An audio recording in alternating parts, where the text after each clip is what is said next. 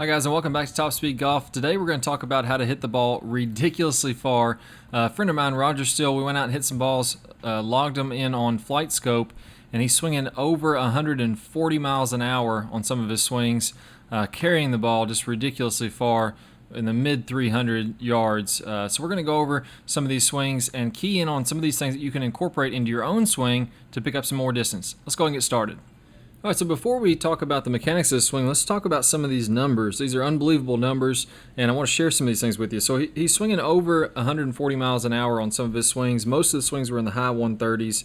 141.8 was one of the highest ones as far as the swing speed. Now, it didn't catch this one quite as well. You can see that the carry distance on that one is 340. The smash factor is only 1.38.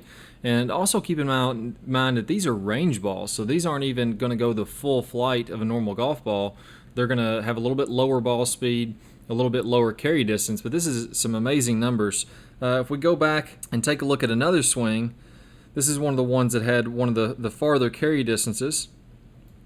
Pretty well hit shot. Again, for a range ball, the smash factor isn't going to be all the way as high as it would be with a normal ball. 1.43, 136.3 club head speed, which I would say is about what he was averaging, maybe a little bit faster than that for the average. 369.8 yards, so basically 370 yards in the air carry. So that's amazing. So if you could imagine, if I could hit the ball that far, I mean, that almost takes away half your par fours. I mean, how many par fours do you play that are 380 yards? Well, you'd be driving all those right on the green. Your par fives, even if you have a par five that's 570, which would be a very long par 5, one of the longer ones that you'd play, you just have 200 yards in, which is probably going to be a 7-iron or so for him, maybe even 8-iron, depending on how hard he's swinging at it. So pretty amazing numbers, some pretty cool stuff. It's really a lot of fun to watch him hit some balls, and if you have a chance to go and check out some long drive competitions, I recommend you guys go out there and check it out just to see just how neat the ball sounds coming off the club. And now let's go ahead and talk about in the real world. Let's get back to the reality here for a second and talk about some of these keys that we could focus in on to help our own game and to pick up our own club head speed, even if that's only going from, say, 80 miles an hour to 85 miles an hour, what anyone can apply to their game to get more club head speed. All right, so the first thing we'll notice is a little bit with setup. So we're going to see the ball position is a little forward in the stance. That's really good if you're talking maximum distance. Just realize that you'll need to line up a little bit to the right if you're going to do that. So if you just want a normal length drive, you're not trying to actually kill the ball for distance, you want to have it a little bit farther back, probably on the instep of the foot. Excuse me. If you want to go maximum distance, you can go a little bit farther forward. Now, the reason for this is the swing plane is going to happen on an arc. So if we, just one second, I don't know why that's acting up. Swing plane is going to happen on a circle arc. You can kind of imagine it like a hula hoop. And as the club goes farther and farther forward, it's going to go on a more vertical angle or start to swing up through the ball a little bit. Now that's good if we want to have the longest drives possible, since the higher that we launch the ball, the more potential distance we can get. And then we also want to have a little bit of forward shaft lean so our loft isn't too high, and we're going to be able to have low spin and a very, very high launch. So having the ball a little bit farther up is good. As of the last few years, it's really been popular to narrow your stance. I'm not a big fan of that. Having a nice wide stance, usually a little bit wider than the outside of your hips would be great. This is a little bit on the wide end, but that's good if you're going for maximum distance. So if you mark the hips, you can see his stance is a little bit wider than that to the center of the ankles, and that's okay to really build some power. Now the next thing, as we're going to the top, one of the things that he does really, really well is he really gets loaded up, so we can see that the hips are going to rotate. And again, that's become something that's fairly popular, is to try to limit the hip turn. But if we do that, we're not going to get our full coil. So notice here, just halfway in his backswing, when the club's perpendicular to the ground, the shoulders are already at 90 and the hips are already at about 45 degrees. That's really, really helping him load up to coil up and to get a lot of speed. And as he says that what he really focuses on, and I talked to him about it when we were on the range this day shooting, is that he focuses on really using his body to rotate. So he says he wants to turn his hips and his shoulders and really rotate his body, and he feels like his hands and arms aren't pulling the club back.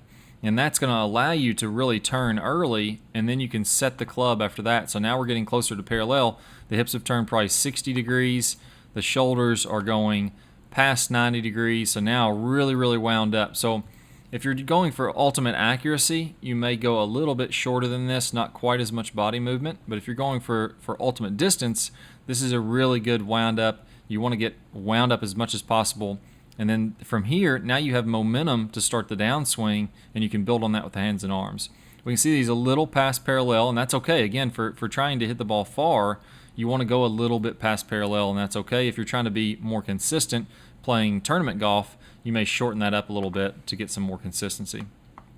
As he starts down, we can see that his lower body is starting to shift to the left.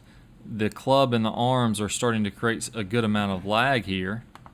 And then as he comes farther forward, we see that he's still retaining a lot of that lag. Now the next thing that we're going to focus in on here is as he gets closer and closer to impact, what we call the compression line. Now for distance, for ultimate distance, we want to have that compression line that we teach in the Top Speed Golf system to be tilted back a little bit more than normal. So we can see from the left ankle to the left shoulder, that is not a vertical line at contact. So this would be a vertical line here. He's probably tilted back a good 10 degrees or so, and that's really, really good for creating distance. That's going to help you to be able to swing a little bit harder, because you can rotate faster when your center of mass gets farther behind your center of pressure. So that sounds really complicated. That's a little bit of probably too scientific of a term to use, but let me explain what this means. So if we take the center of his mass in his body right now, I'm just going to guess. Let's say it's about right there at that red dot. And as he's putting pressure into the ground this way, that's putting pressure back up from the ground going that way, right? So as he's driving that left ankle into the ground, that's putting pressure there. And when that's in front of his center of mass, he can now rotate his hips and his body a little bit faster and get to that good full finish. For people that tend to slide up and down, and their left ankle and left shoulder would be more vertical like this, so the shoulder would be up here, now you're not going to be able to rotate as fast from putting pressure into the ground. So we'll see as he comes all the way on through, he gets that good full finish all the way around. The shoulders are pointing down the fairway or just to the right rough. The right toe is completely off the ground. Hips have rotated, and the left foot is opened up a little bit. Again, for ultimate distance, that foot's going to have to open up so you can continue to rotate through the shot. You may keep it a little bit more square, but I've looked at all the top PGA Tour players, and there's nobody that keeps their left foot perfectly square into the finish with the driver. The foot has to open up a little bit to allow your body to rotate on through there. Now, one of the things that I noticed that he could do to get a little bit more distance is if we take a look at just the lead ankle, the left ankle, as he's going to the top of the backswing, to free up and to get more leverage from the ground, I'd like to see this ankle come up a little bit and then to really drive into the ground. So we can see how he's really pushing into the ground. Watch the lead leg, lead ankle right here starts pushing into the ground to get that club to whip on through. I'm going to show you a drill that we did and worked on to pick up a few miles an hour here. So here you're going to start with your feet together, and as you go, you're going to take a nice big step. Let's watch as he does his backswing.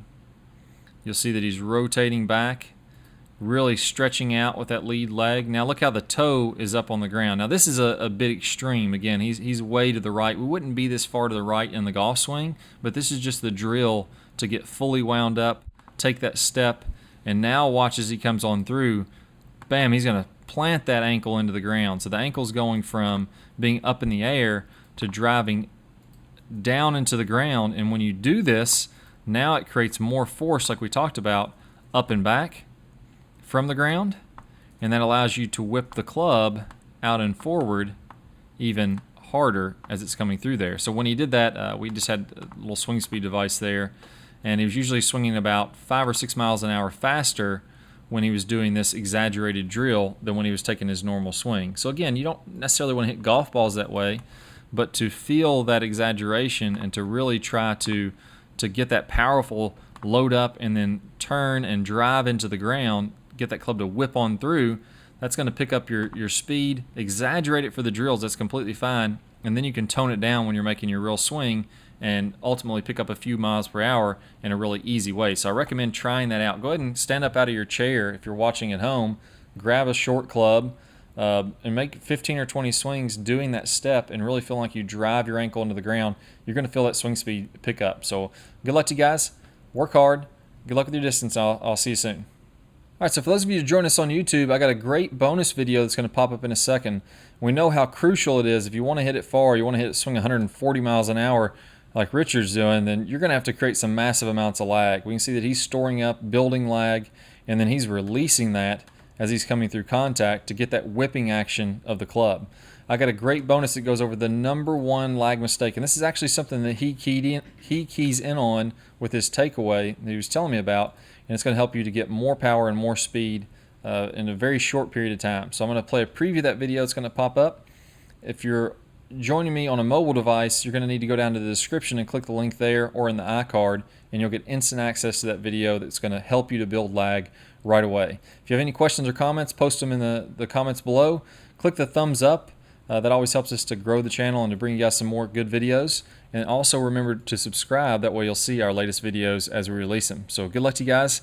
Good luck with that lag. I'll see you in the lag video. Hi guys, and welcome back. I'm Clay Ballard, and in today's video we're going to talk about one of the absolute worst drills for creating lag. It's a very common drill that I see. And in this drill, what we're going to do is we're going to set the wrist very early to create an angle of lag, and then we're going to try to hold this throughout the swing. It's one of the worst things that you can do to build lag. I'm going to talk about the science behind why this is the case, and I'm also going to give you a great drill to help you improve your lag, all in this video. Let's go ahead and get started. If I do it this way versus holding that position, exact same thing happens when we're building the lag in the golf swing. So what we want to do is throughout the swing, I want to have a very low and wide takeaway. So I'm not going to set my wrist early at all. If you look at a lot of the top players, you look at Adam Scott, very wide takeaway, not very much wrist set at all. You look at Rory McIlroy, look at Tiger Woods.